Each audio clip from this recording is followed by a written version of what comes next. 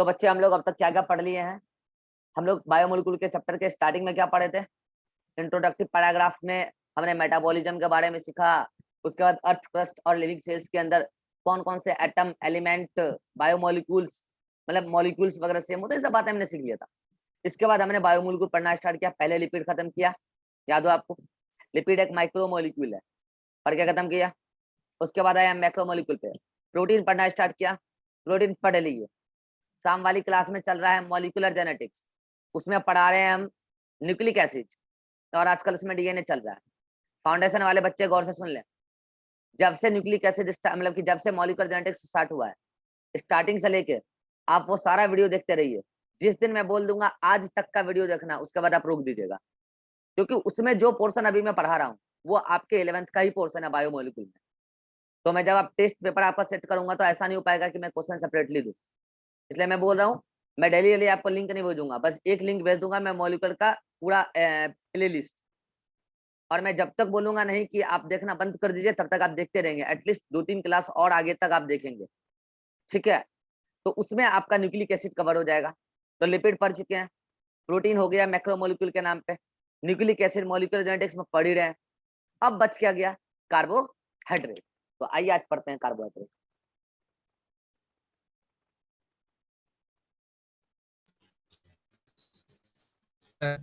हाँ बोलो sir. Sir उसका नोट्स सर किस में ऐड करेंगे? मॉलिक्यूलर का नोट्स ग्रुप में भेजा गया है, आप चाहें। नो सर, जेनेटिक हाँ, का, जेनेटिक का। मॉलिक्यूलर जेनेटिक्स पूरा नाम है चैप्टर, ठीक है? मॉलिक्यूलर जेनेटिक्स पूरा नाम है चैप्टर का। Yes sir. मैं बोल रहा हूँ मॉलिक्यूलर का नोट्स भेजा गया है, तो ये बोल रहा है नहीं जेनेटिक्स का। नो सर, वो चीज नहीं बोल रहे सर, उसका नोट्स इसमें ऐड करना है कहाँ पर, ये पूछ। ऐड नहीं करना है, वो एक पूरा टॉपिक अलग से आप न्यूक्लिक एसिड पढ़ लीजिए उसी ओके नोट्स से। सर। उसी नोट्स से जो आपको मैंने भेजा है, वो या तो आप जेरोक्स निकलवा लीजिए, या नहीं तो आप लिखना है तो लिख लीजिए, टाइम है तो। चलिए अगला बायोमोलिक्यूल हमारा कार्बोहाइड्रेट। आप इस वर्ड को पकड़िए ध्यान से, कार्बो, अच्छा ओ छूट गया यार, कार्बोहाइड्रेट। आप इस वर्ड को पकड़िए कार्बो, इस कार्बो का मतलब क्या है? Carbon, okay. हाइड्रेट का मतलब, हाइड्रेट का मतलब किसी को पता है क्या होता है? जब किसी भी कार्बन कंटेनिंग कंपाउंड का आप हाइड्रेशन रिएक्शन कराते हैं, क्या कराते हैं? हाइड्रेशन रिएक्शन में वाटर का एडिशन होता है, आप हाइड्रेशन रिएक्शन कराते हैं तब जाके बनता है कार्बोहाइड्रेट्स। अब कितने कार्बन में कितना वाटर जुड़ा है, ये सब तो रिएक्शन पे डिपेंड करता है, और हाइड्रेशन रिएक्शन का आप डिटेल मैकेनिज्म पढ़ते हैं ऑर्गेनिक केमिस्ट्री में। तो नाम से ही पता चल रहा है कि carbohydrate is hydrates of carbon. क्या बोला? Carbohydrate is hydrates of carbon. तो अगर ऐसा है कि मैं कह रहा हूं carbohydrate is hydrates of carbon, तो क्या हम ऐसा लिख सकते हैं? कार्बन के साथ वाटर को कर दो ऐड। क्या बोला मैंने? कार्बन के साथ वाटर को कर दो ऐड। तो क्या यही जनरल फॉर्मूला बनेगा कार्बोहाइड्रेट्स का? बोलो यस। और क्या इसमें ये कार्बन और इस वाटर के नंबर वेरिएबल होंगे, एक्स और वाई? अरे हाँ, तो ये जनरलाइज्ड फार्मूला हो गया किसका? कार्बोहाइड्रेट का। It is generalised formula. लेकिन शर्त ये है कि यहाँ पे जो भी एक्स और वाई होगा, जो भी एक्स और वाई होगा वो मोर देन 2 होगा, लेस देन 2 नहीं होगा। मतलब ऐसा नहीं हो सकता कि यहाँ कार्बन 3 और यहाँ पे H2O, ऐसा कार्बोहाइड्रेट। ये जनरलाइज्ड फार्मूला है, this is generalised formula, simplest formula जिसको आप कह सकते हो। तो 2 से अधिक ही होगा, 2 भी नहीं होगा। ऐसा नहीं कि आप यहाँ 2 लगा दिए, यहाँ 2 लगा दिए और यहाँ 4 लगा दिए, ऐसा भी कोई शुगर, ऐसा भी कोई कार्बोहाइड्रेट एग्जिस्ट नहीं करता है। ऐसा हाइड्रेशन रिएक्शन पॉसिबल नहीं होगा, इसलिए एग्जिस्ट नहीं करता है। तो कहने का मतलब ये है कि जनरल फार्मूला कार्बोहाइड्रेट का ये है, कार्बन के साथ वाटर को जोड़िए और कार्बन और ओवरऑल वाटर का नंबर वेरिएबल हो जाएगा। ध्यान रखिएगा, जब ये y आप लिखिएगा तो इस ये y का वैल्यू O का वैल्यू के बराबर हो जाएगा, लेकिन हाइड्रोजन एटम का वैल्यू कार्बोहाइड्रेट में y के दुगना होगा। कितने लोगों को ये बात समझ में आ गई? कितने लोगों को बात समझ में आ गई जो मैंने अभी बोला? कि जब आप लिखेंगे फॉर्मूला में y का वैल्यू पुट करेंगे तो ऑक्सीजन एटम का वैल्यू नंबर तो y के ही बराबर होगा, लेकिन हाइड्रोजन का दुगना होगा y के, क्योंकि 2 से मल्टीप्लाई भी तो होगा ना, होल पे y लगा हुआ है ना, इसीलिए। हाँ, शर्त ये है कोई भी कार्बोहाइड्रेट हो, एक्स हो या वाई हो, दोनों की वैल्यू मोर देन 2 होगी। मोर देन 2 कितनी होगी, वो अलग अलग कार्बोहाइड्रेट में अलग अलग होगी, वो भी हम देखेंगे। दैट्स इट, ये है कार्बोहाइड्रेट। दूसरा बात आपको मैं बता दूं बच्चों, कार्बोहाइड्रेट के बारे में 2-3 इंपॉर्टेंट पॉइंट जो एग्जाम में डायरेक्टली आता है। पहला पॉइंट, कार्बोहाइड्रेट एनिमल्स के अंदर एनर्जी जो होता है, जो एनर्जी लेते हैं एनिमल्स, सेल रेस्पिरेशन के माध्यम से एनर्जी लेते हैं। आपको पूरा चैप्टर पढ़ाऊंगा मैं सेल रेस्पिरेशन। तो एनर्जी का 55 से 60%, कितना, 55 से 60% एनर्जी डायरेक्टली फ्रॉम कार्बोहाइड्रेट, मतलब डायरेक्टली कार्बोहाइड्रेट से एनर्जी लेते हैं 55 से 60%। इसका मतलब आप समझ सकते हैं कि हमारे लिए carbohydrate energy point of view से काफी इंपॉर्टेंट है। अभी मैं बोल रहा था बड़बड़ा के, इससे पहले मैंने कुछ खाया होगा, इसके बारे में बोलते बोलते एनर्जी लॉस हो जाएगा। उसके बाद फिर खाना खाऊंगा, जो भी होगा, चिकन चावल मटन चावल फलाना ठिकाना जो भी है, उस समय कार्बोहाइड्रेट आएगा। फिर शाम वाले क्लास में बड़बड़ाऊंगा, फिर वो कलकत्ता वाले क्लास में बड़बड़ाऊंगा दिन भर। तो ये दिन भर बड़बड़ा रहा है, ऐसे ऐसे थोड़ी है, ये एनर्जी ला रहा है ना खा खा के। तो एनर्जी जो ला रहे हैं, ये एनर्जी हमें मेजोरिटी तौर पर कार्बोहाइड्रेट ही मिल रहा है। अभी सुबह उठ के आम खाया है, अंडा खाया, अंडा में भी था कार्बोहाइड्रेट, हाँ उसमें प्रोटीन भी था। उसके बाद मैंने अभी चाय पिया, चाय में तो शुगर अच्छा खासा था, कार्बोहाइड्रेट। अभी खाऊंगा दोपहर में खाना जो भी है, चावल दाल मटन फटन जो भी है, उसमें भी कार्बोहाइड्रेट मेजोरिटी तौर पर है। फिर शाम को कुछ ना कुछ तो नाश्ता होगा ही होगा, उसमें भी चलो मैंने समोसा ही खा लिया, कार्बोहाइड्रेट है, फैट भी प्रोटीन भी है, मैंने बोला मेजोरिटी तौर पर कार्बोहाइड्रेट है। रात को फिर रोटी चावल जो भी खाऊं, रोटी खाऊं तो उसमें भी कार्बोहाइड्रेट है। तो मतलब हम 24 घंटे में ज्यादातर कार्बोहाइड्रेट ही कंज्यूम कर रहे हैं, क्योंकि 24 घंटे में मुझे एटलीस्ट 6 घंटा क्लास लेना है, एटलीस्ट। इससे अधिक क्लास लेना होगा तो इससे अधिक खाना पड़ेगा मुझे, तब जाके मैं क्लास ले पाऊंगा। दैट मीन्स एनिमल के अंदर मेजोरिटी तौर पर एनर्जी देने का काम कार्बोहाइड्रेट करता है स्टूडेंट। नेक्स्ट पॉइंट, यदि मैं बोलूं आपके सामने 3 चीज रखी है, आपके सामने कार्बोहाइड्रेट रखी है, आपके सामने फैट रखा है और आपके सामने प्रोटीन रखा है, 1 मिनट, आपके सामने कार्बोहाइड्रेट रखा है, आपके सामने प्रोटीन रखा है और आपके सामने फैट रखा है। मैं बोलूं इन तीनों में आप एनर्जी सोर्स के तौर पर किससे जल्दी एनर्जी पा सकते हो? सुनना मैंने क्या बोला है, मैंने ये नहीं बोला कि किससे ज्यादा एनर्जी पा सकते हो, किससे जल्दी एनर्जी पा सकते हो। Answer is carbohydrate, then protein, then fat. किससे जल्दी मतलब order of providing energy in less time, मैंने बोला जल्दी एनर्जी चाहिए तो उसमें सबसे आगे कार्बोहाइड्रेट है, देन प्रोटीन है, देन फैट है। तो अब इसका कारण क्या है भाई कि सबसे जल्दी एनर्जी कौन देगा? Carbohydrate, then protein, then fat. आपको मैं बता दूं, एनिमल्स या कोई भी ऑर्गेनिज्म, लिविंग ऑर्गेनिज्म, जो ऑर्गेनिक कंपाउंड से एनर्जी ऑब्टेन करते हैं by the process of oxidation. और ऑक्सीडेशन में क्या होता है? रिमूवल ऑफ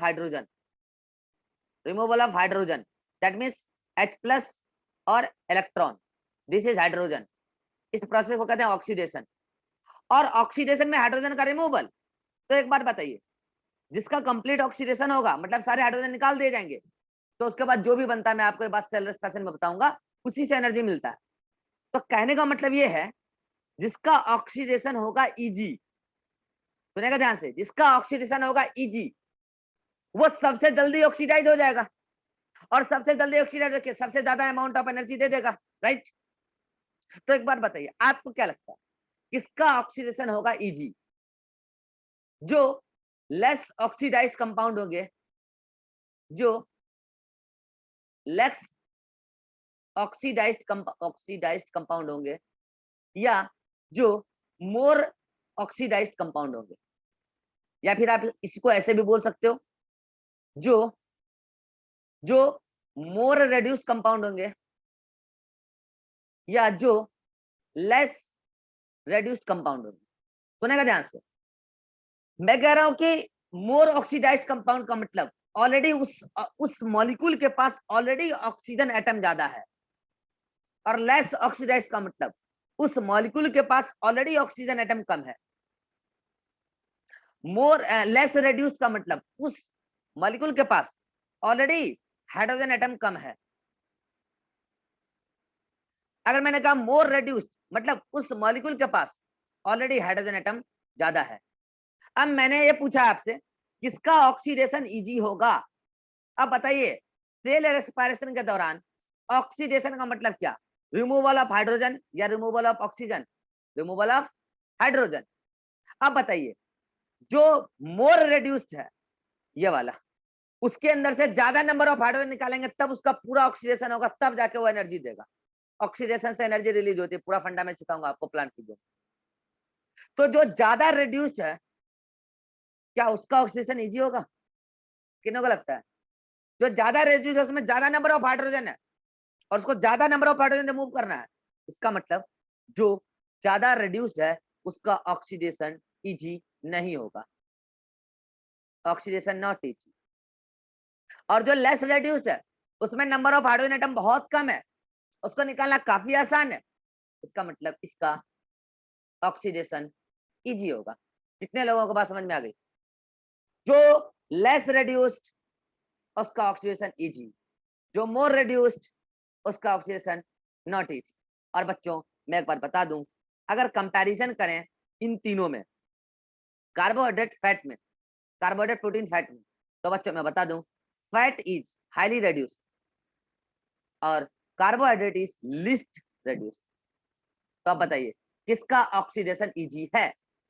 जो है less reduced, answer is carbohydrate. किसका ऑक्सीडेशन टफ है? जो है मोर रिड्यूस्ड, मतलब most reduced compound, answer is fat. इन दोनों के बीच में आएगा प्रोटीन। तो ये ऑर्डर है कि कौन कम टाइम में एनर्जी देगा, कार्बोहाइड्रेट, प्रोटीन और लिपिड, मतलब फैट।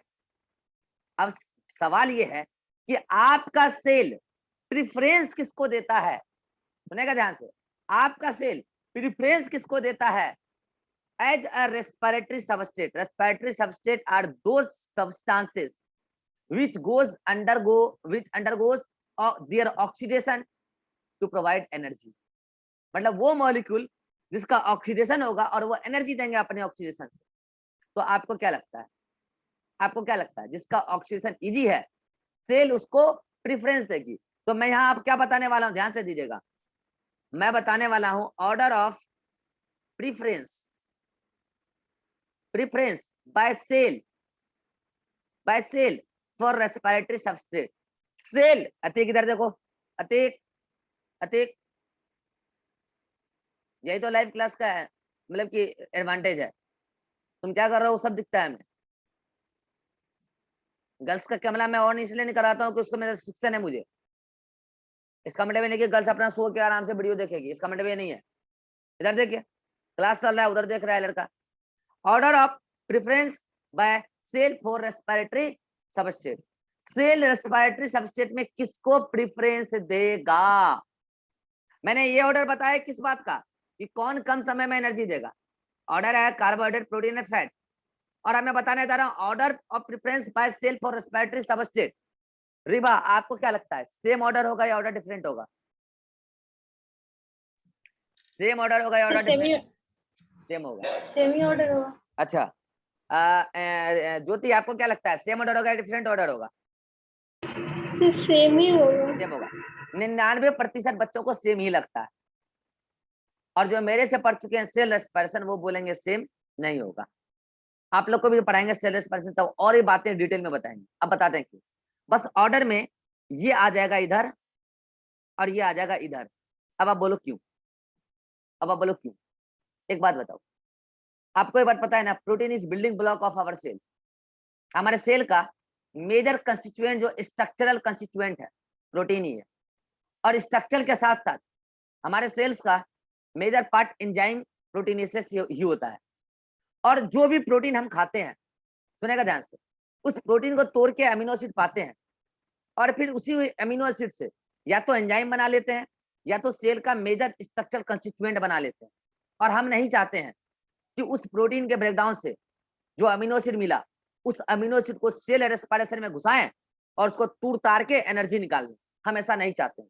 क्यों? क्योंकि अगर हम अमीनो एसिड बचा के रखेंगे तो उस अमीनो एसिड से हम अपने सेल्स के अंदर नए नए प्रोटीन बनाएंगे और नए नए एंजाइम बनाएंगे, नए नए स्ट्रक्चर बनाएंगे, हमारा अंग लगेगा, मतलब हमारा अंग मेनली प्रोटीन से लगता है और हमें एनर्जी मेनली कार्बोहाइड्रेट से मिलता है और इसके बीच में आता है लिपिड। अगर lipid as energy source use करना है तो प्रेफरेंस ऑर्डर में सेल के द्वारा सेकंड नंबर पे होगा, और अगर लिपिड से कोई स्ट्रक्चर बनाना है तो उस मामले में भी वो सेकंड नंबर पे होगा। मतलब मेरा कहने का मतलब इतना ही है कि अगर सेल किसी को प्रेफरेंस दे रहा है टूटने के लिए तो सबसे ज्यादा ऑर्डर वो किसको देगा? कार्बोहाइड्रेट को। सबसे ज्यादा ऑर्डर वो किसको देगा? कार्बोहाइड्रेट को।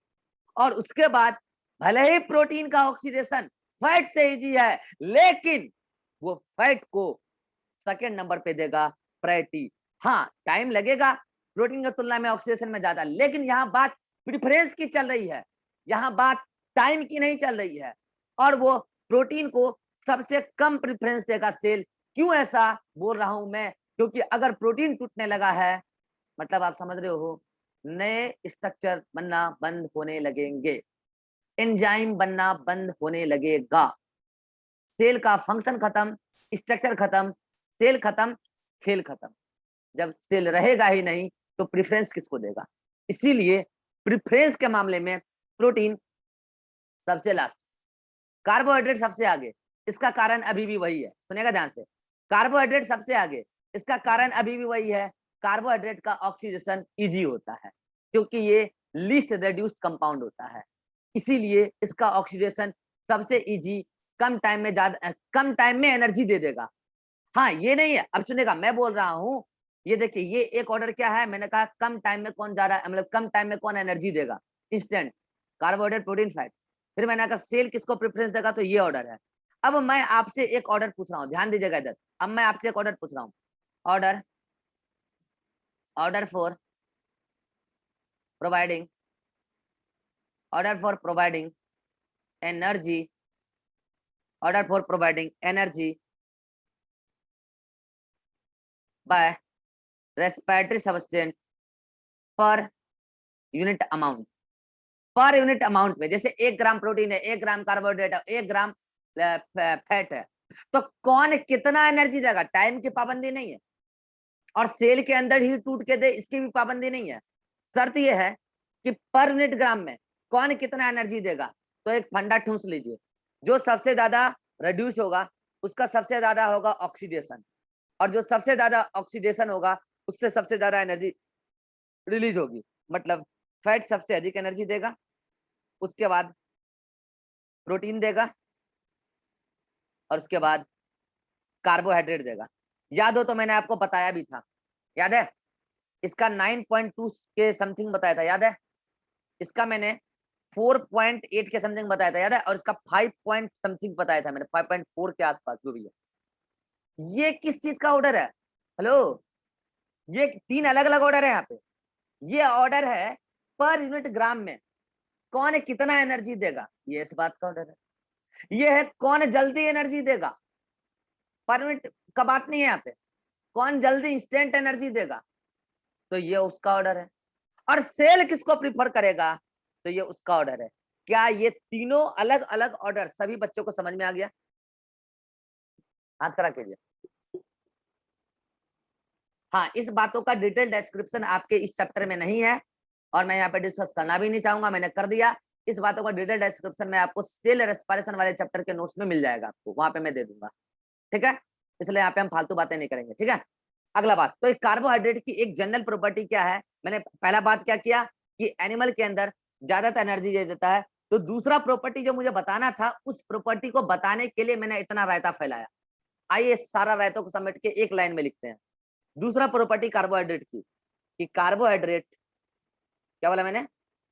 कार्बोहाइड्रेट जो है मेन रेस्पिरेटरी सबस्ट्रेट है। रेस्पिरेटरी सबस्ट्रेट का मतलब मैंने आपको समझा दिया, क्या? ऐसा कोई भी मॉलिक्यूल जो अपना ऑक्सीडेशन करा के एनर्जी देता हो। तो कार्बोहाइड्रेट मेन रेस्पिरेटरी सबस्ट्रेट है। आप कारण जानते हैं, क्योंकि ये क्विक एनर्जी देता है, क्योंकि इसका ऑक्सीडेशन इजी है, क्योंकि ये लेस रेड्यूस्ड है। ये अगला प्रॉपर्टी था।